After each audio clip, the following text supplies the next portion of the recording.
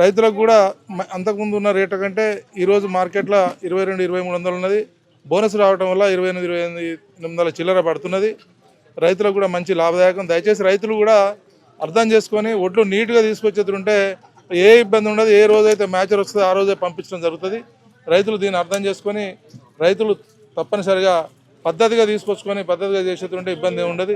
రైతులకు కూడా ఈ సన్నధాన్యం వల్ల మన జిల్లాలోనే మన తెలంగాణలోనే ఈ రేటు ఉన్నది, బయట ఎక్కడ లేదు. మంచి ప్రభుత్వ పరంగా వచ్చే బోనస్ తోటి ఇక్కడ మంచి సన్నోట్లే పెట్టుకోవడం జరుగుతుంది. గతంలో కూడా గత ప్రభుత్వాలప్పుడు కూడా రేటు దొడ్డోట్లే ఎక్కువ ఉండేది. సన్నోట్లు వచ్చిన తర్వాత కూడా ప్రభుత్వ పరంగా కూడా అప్పుడు కూడా కొంటామంటే కూడా బయటనే రేటు ఎక్కువ ఉన్నది. మరి ఈరోజు బోనస్ ఇచ్చడం వల్ల మనకు కొంత లాభం జరుగుతుంది. అంతకుముందు కూడా ప్రభుత్వ పరంగా దాదాపు నేను అంతకుముందు 3200 కూడా సన్నోట్లు అమ్మడం జరిగింది. అంటే ఈల్డింగ్ ప్రభుత్వం ఎప్పుడైతే బోనస్ ఇస్తుందన్న కాంచి పంట కూడా ఎక్కువ సన్న ధాన్యం మీదనే రైతులు పంట పండించడం జరుగుతున్నది.